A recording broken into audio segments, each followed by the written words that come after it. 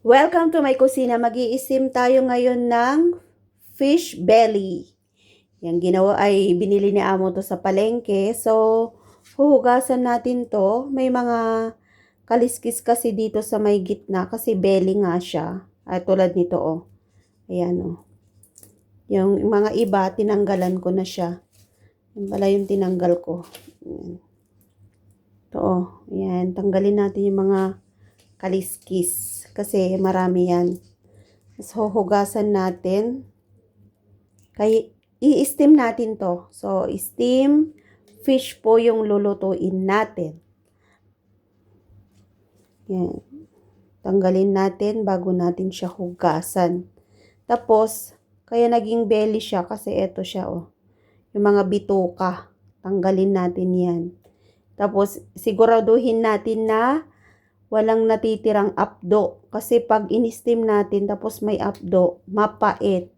So, pagkatapos nating hugasan tong isda na to, tanggalin natin to kasi malinis na siya.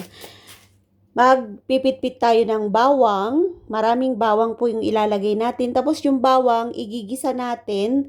Pag nag-golden brown na, ipapaibabaw natin dito sa ating isda.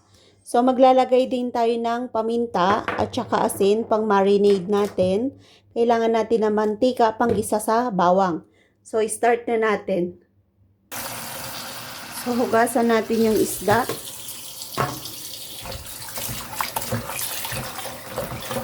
Yan, natanggalan na natin ng kanyang kaliskis. So, i-drain lang natin to. Tapos, i-marinade natin.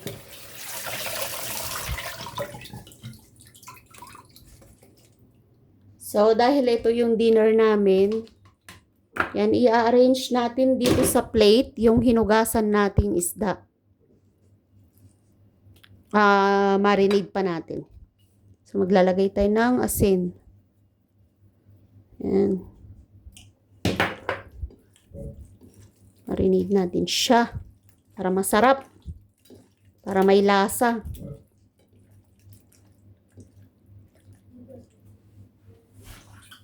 And then, lalagyan natin ng paminta.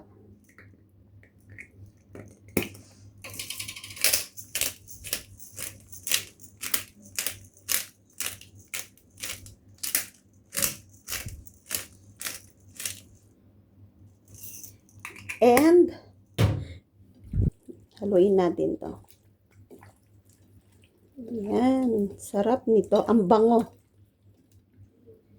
Then, i-arrange natin dito sa plato.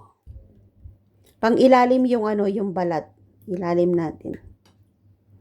Para maganda siyang tignan. So, yan na siya. Ano to? Naka-open. Yan, open natin.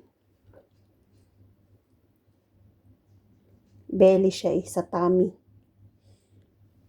Tapos, pag na-arrange na natin to, mag-chop tayo ng ating bawang. Okay, itatabi na natin to kasi ready na siya. Ayan, tabi natin yan.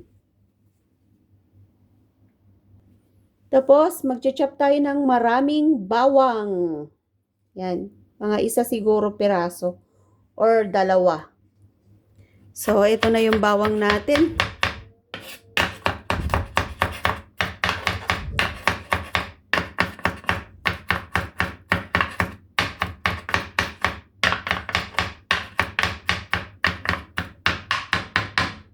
So, mag-isa na tayo. So, on natin yung ating stove. Electric stove po yung gamit natin. Ayan, gigisa natin yung ating bawang.